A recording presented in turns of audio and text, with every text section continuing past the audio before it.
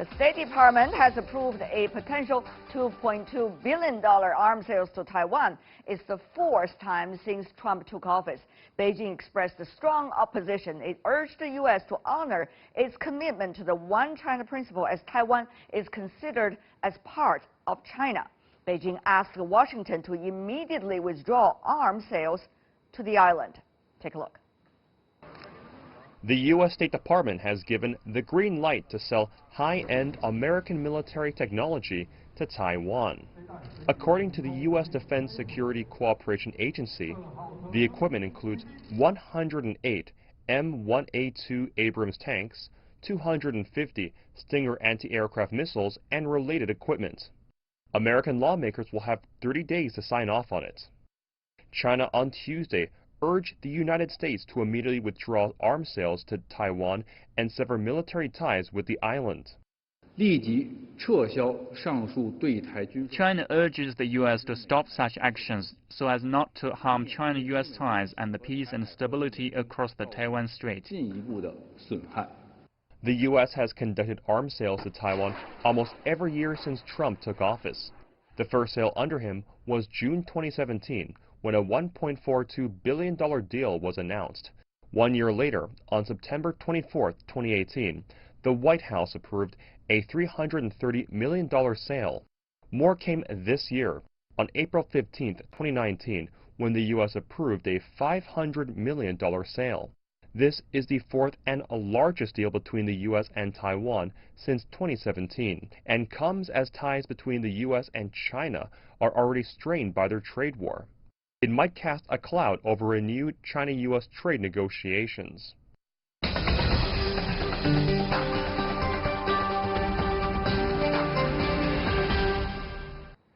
So how does the U.S. arms sales to Taiwan aggravate the cross-strait situation? Let's turn to our panelists from China and the United States. Rong Ying, Vice President from the China Institute of International Studies in Washington, D.C., the U.S. Yikong Huang, Senior Associate in the Carnegie Asia Program. Gentlemen, welcome to our program. I want to start with you, Mr. Rong.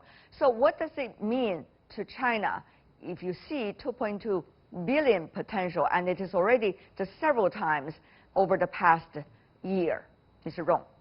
Indeed, I think this is a very grave development, serious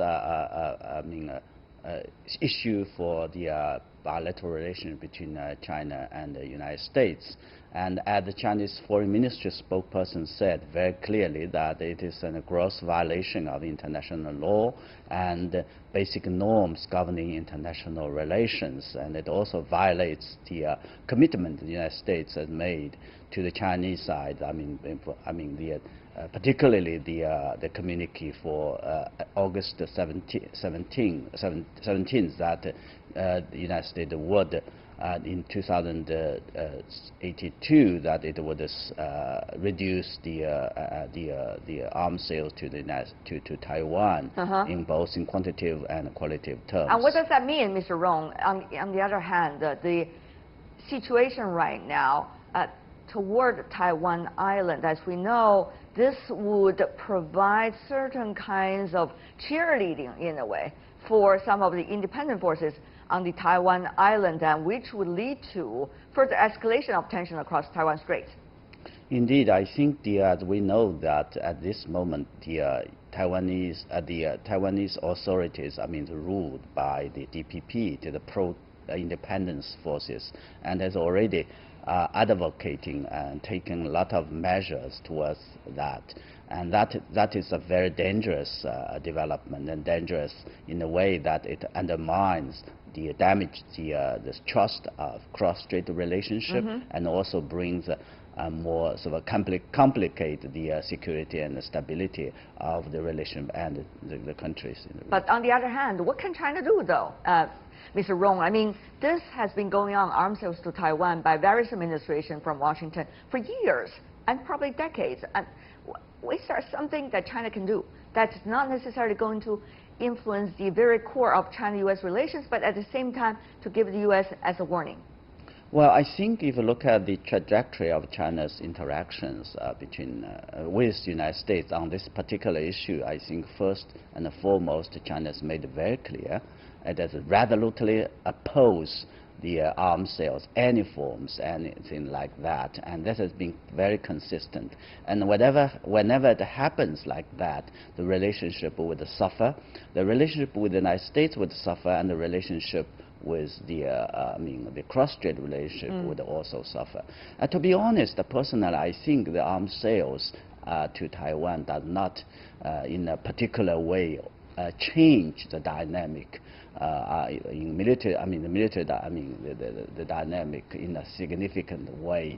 But it sends out a very wrong signal, and it also makes the relationship between China and the United States very complicated. And after all, just a few days, when the the end of the last June in Osaka, I think President Trump, when he met with President Xi, he committed that United States policy remained unchanged. So just a few days, passed. Then, so we, I think there's a big question of trust and what kind of commitment. And as a result of that, do you think the Chinese side would build up a security situation across the Taiwan Straits regarding the security of Taiwan? I think certainly I think the mainland would do whatever it would have to do to ensure, I think, the pro-independent forces would not be emboldened, and it will make sure that the Taiwan the forces, for pro-independent forces would not mistaken this development as a kind of changes that in its favor. As our American guests are still trying to test the voice over there in their studio, let me continue to ask you a few more questions, Mr. Rong. Now, many wonder whether this is a test button coming from Washington, D.C. about how far Washington can go in terms of pushing China closer to a deal the U.S. wants, whether it's about trade or the nature of bilateral relations. What do you make of this? Well, certainly there are a lot of people would interpret as a kind of once again it's an attempt by the U.S. side to adopt the so-called maximum pressure to test the bottom line or the red line of the Chinese side on this question. But for me, I think the bottom line or the red line on the question of Taiwan from the viewpoint of China is very clear. I think the anti-succession law stipulates in a very explicit terms, and I think China again made it very clear in explicit terms and repeated it to the U.S. side that this is an issue touched upon China's point. Okay, finally now we are joined by Yukong Huang, who is coming from the Carnegie Asia program. Glad that we can talk to you now, Mr. Huang. Direct question to you: is this a sensitive button that the Trump administration wants to push in order to test China's resolve about the Taiwan issue and probably also about the nature of the bilateral relations? Well, what you have is a mixture between economic tensions, security concerns, foreign policy concerns. There are different constituents in Washington, and they're hardliners or moderates. So the White House has to balance all these particular pressures. And at any moment in time, they basically throw out something to a different group. And this is basically also keeping Beijing a little bit uncertain as to what it is that Washington wants. But on the other hand, do you think, though, there is consensus in Washington about exactly what they want to do in terms of the Taiwan issue, which is at the core of the foundations of this China-U.S. relations for 4 decades already? Well, I think there's a generally strong pressure in Washington to maintain what I call this posture of being somewhat supportive toward Taiwan. And of course, this runs against the spirit of the understanding between Beijing and Washington. So this is a potential source of conflict. This is also now being mixed up with the U.S.-China trade tensions. And the trade tensions are also equally complicated because there are 3 different constituents in Washington. And these constituents in Washington, they have different objectives. And some of these objectives actually are inconsistent with each other. So exactly where are we heading for, Mr. Huang? Since earlier Mr. Rong already speak his mind. What about for you? I mean, where is this heading for? Are we just gonna keep on pushing these buttons no matter how sensitive they are until we have a crisis? And once we have a crisis, who's gonna pay for that? Well, I think that for the U.S. it's a tactical question. So you use the Taiwan lever when it suits you, and it suits you at particular moments in time. The U.S. took a relatively moderate position in terms of commenting on Hong Kong issues. They didn't want to do that because they didn't want to upset potential agreement to have discussions on the U.S.-China trade war. So that's passed, and they're subject to some criticisms by what I would call the hardliners on that score. Coming back with the Taiwan issue is an easy way to say to the hardliners, we are hearing you, and we will continue to apply pressure on Beijing. But as both of you may know, both from China and the United States, Taiwan issue is a very sensitive issue. It's the very foundation of this relationship. And once we see rhetorics about this issue evolve, it's going to be a very dangerous start, which we are already seeing, at least in some press reports. So who is going to be having some accurate assessment of the danger and implication of this as things continue to get apparently worse, Mr. Huang? And then I go to Mr. Rong. Well, there's a pattern here. Whether it's a Taiwan issue, whether it's the North Korea issue, or the Iran issue, this is a White House which pushes to extreme because it's a tactical question in terms of getting other types of objectives. So this complicates the discussions, and people are never quite sure how serious and how far the White House wants to push on these issues. But what we do know is the White House sees this as a good tactical way in terms of trying to strike a deal on a bunch of related issues. In this particular case, it's the U.S.-China economic issues.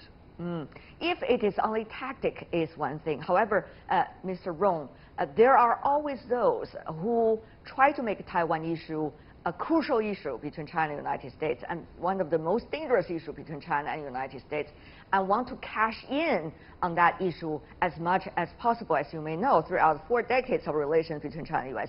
So is China ready for all kinds of options? That's probably a core question China has to answer right now. Well, I think for China, does not make any sense whether it is a tactical or strategic on the question. On the question of Taiwan.